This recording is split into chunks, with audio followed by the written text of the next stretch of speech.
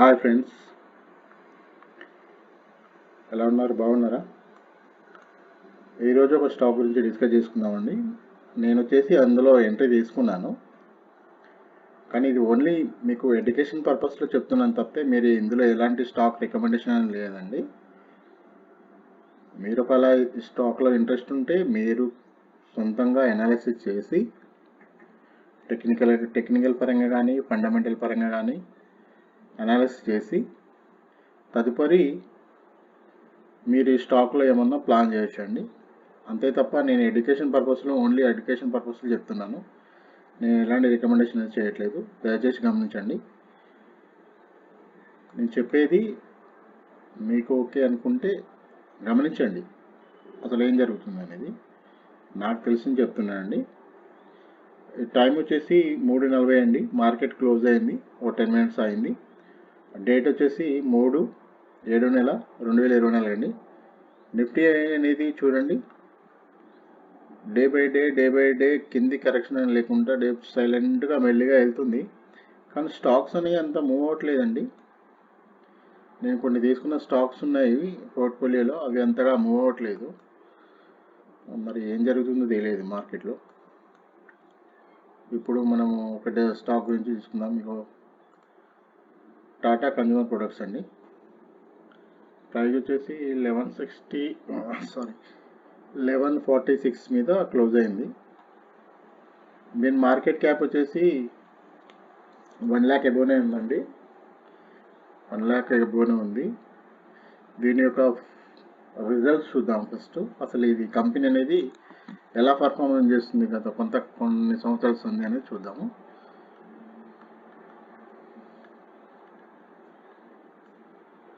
Yearly wise చూడండి, 2013 నుంచి 2024 వరకు, అంటే ఆల్మోస్ట్ 9 years అనుకుంటాను, 9 to 10 years.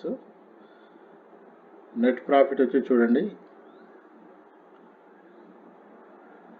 అంటే ఇయర్ ఆన్ ఇయర్ కొద్ది గొప్ప అంటే సైలెంట్ ఇంక్రీజ్ అవుతూ వస్తుంది, డిక్రీజ్ అనేది ఏం లేదండి ఇందులో. ఈ నెంబర్స్ చూడండి, నెంబర్స్ ఒకసారి గమనించండి మీరు. లాస్ట్ 3 years నుంచి, అంటే కరోనా పీరియడ్ తర్వాత 2022లో మంచిగా రిజల్ట్ పొజిషన్ అండి. తర్వాత 23, తర్వాత ఇప్పుడు ప్రజెంట్ నడుస్తుంది కాబట్టి ఇయర్ కంప్లీట్ కాలేదు కాబట్టి ఇంకా మంచిగా పొజిషన్. టోటల్ వైజ్ చూద్దాము. అలాగే ఆపరేషన్ మార్జిన్ చూస్తే ఇవి కూడా ఇంక్రీజ్ అవుతూ వస్తుందండి. అదర్ ఇన్కమ్స్ హెవీగా ఏం లేదు, మోసారిగా అయితేనే ఉన్నాయి. సేల్స్ పరంగా చూస్తే సేల్స్ కూడా ఇంక్రీజ్ అవుతూ వస్తున్నాయండి. డిక్రీజ్ అనేది ఏం లేదు, ఇంక్రీజ్ అవుతూ వస్తున్నాయి తప్ప డిక్రీజ్ అనేది ఏం లేదు. ఆ క్వార్టర్లీ వైజ్ గమనిస్తే చూడండి, నెట్ ప్రాఫిట్ వచ్చేసి క్వార్టర్లీ వైజ్ 2021 మార్చి నుంచి ఇవి కూడా ఆల్మోస్ట్ ఇవి కూడా మంచిగా ఇంక్రీజ్ అవుతూ వస్తున్నాయండి, డిక్రీజ్ అనేది ఏం లేదు. ఆపరేషన్ మార్జిన్స్ కూడా ఇంక్రీజ్ అవుతున్నాయి. అదర్ ఇన్కమ్స్ మంచిగా ఉన్నాయి, పర్లేదు. సేల్స్ విషయానికి వస్తే సేల్స్ కూడా పెరుగుతున్నాయండి.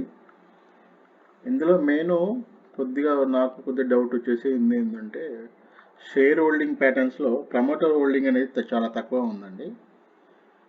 కానీ ఎఫ్ఐఎస్ అనేది 2021 నుంచి చాలా ఇంట్రెస్ట్గా ఉన్నారండి ఈ స్టాక్లో. అదే స్టేక్ మెయింటైన్ చేస్తూ వస్తున్నారు. 25.46% ఉంది ఇందులో. డిఎస్ వాళ్ళ పార్టిసిపేషన్ కూడా 17% ఉంది. 17%. పబ్లిక్ పర్సంటేషన్ వచ్చేసి పార్టిసిపేషన్ వచ్చేసి పబ్లిక్ది ఓన్లీ 23% ఉందండి. ఇది ఓన్లీ ఫండమెంటల్ అండి, అంత డెప్త్ ఫండమెంటల్ కాదు, మోస్తారు ఫండమెంటల్. ఎందుకు దీని కారణం ఏంటంటే మనం లాంగ్ ఇన్వెస్ట్మెంట్ అనేది చేసేది కాదండి. స్టాక్లో స్వింగ్ ట్రేడింగ్ కోసం అండి స్టాక్ తీసుకునేది. ఎంట్రీ తీసుకున్నామా 15 to 30% తీసుకున్నామా బయటకు వచ్చేసామంటూ ఉండాలండి. డే వాజ్ టెక్నికల్గా స్టాక్ని గమనించండి. ఫస్ట్ మంత్లీ టైం ఫ్రేమ్లో చూద్దాము.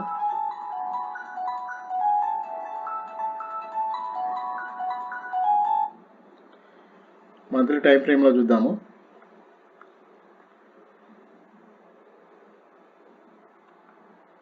చూడండి, ఫస్ట్ గీసి పెట్టానండి. ఇది 2021 హైలో హై చేసిందండి. ఇది 889 వచ్చేసింది. తర్వాత అక్టోబర్ 23లో అక్టోబర్లో బ్రేక్అవుట్ వచ్చింది మంత్లీ టైం ఫ్రేమ్లో. దాని తర్వాత ఒక మంచి మొమెంటం ఇచ్చిన తర్వాత స్టాక్ అనేది ప్రాఫిట్ బుకింగ్ వచ్చి కొంచెం కరెక్షన్, ఒక హెల్దీ కరెక్షన్ అనుకోవచ్చు. ఇది హెల్దీ కరెక్షన్ ఇచ్చి ఒక 2 మంత్స్ 3 మంత్స్ నుంచి ఒకే దగ్గర ఉంది. ఒక ప్రైస్ రేంజ్లో స్మార్ట్ రేంజ్లో కన్సాలిడేషన్ అవుతుంది. వీక్లీ వైజ్ చూసుకుంటే వీక్లీ వైజ్ కూడా గమనించండి. ప్రైస్ అనేది ఆల్మోస్ట్ 1150 to 1050 అంటే 100 పాయింట్స్ రేంజ్లోనే కన్సాలిడేషన్ అవుతుంది. ఇది డే వైజ్గా ఈరోజు నేను ఈ ప్రైస్ మీద బై చేశానండి. క్యాండిల్ క్లోజ్ అయిన తర్వాత వాల్యూమ్ కూడా గమనించండి. వాల్యూమ్ కూడా మంచి వాల్యూమ్ ఉంది. ప్రైస్ కిందికి వచ్చిన ప్రతిసారి వాల్యూమ్ ఇంక్రీజ్ అవుతుంది. ప్రైస్ అనేది పైకి పుష్ చేయడం జరుగుతుంది. నేను ఈ క్లోజింగ్ ప్రైస్ మీద ఎంట్రీ తీసుకున్నాను. ఇది వచ్చేసి స్టాక్ వచ్చేసి 30%, 15 to 30% ఎక్స్పెక్ట్ చేస్తున్నానండి. నా ఫస్ట్ టార్గెట్ వచ్చేసి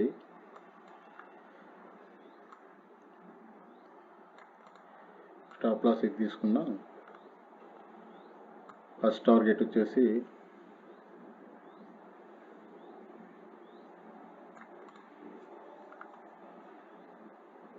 ఇదండి, 1263. సెకండ్ టార్గెట్ వచ్చేసి 1381 అండి. ఓకేనండి. Okay, bye friends. మీరు మాత్రం ఎలాంటి ఇందులో ఎంట్రీ తీసుకోకండి. ఫస్ట్ స్టాక్ని అనాలిసిస్ చేసి ఫండమెంటల్గా చూసుకొని మీకు తదుపరి ఏమన్నా స్టాక్ అనేది ఏమైనా బై సెల్ చేయడం అనేది ఏమైనా చేయాలనుకుంటే మీ ఫైనాన్షియల్ అడ్వైజర్తో కన్సల్ట్ అయ్యి తద్వారా తన నిర్ణయం తీసుకొని మీరు తర్వాత ఏమన్నా దీంట్లో బై అండ్ సెల్ చేయండి. నేను ఓన్లీ ఎడ్యుకేషన్ పర్పస్ కోసం చెప్పానండి, అంతేగాని ఎలాంటి రికమెండేషన్ లేదు. ఫ్రెండ్స్, నా అనాలిసిస్ నచ్చితే మీరు లైక్ చేయండి, కామెంట్ చేయండి, సబ్స్క్రైబ్ చేయండి. Okay, bye friends.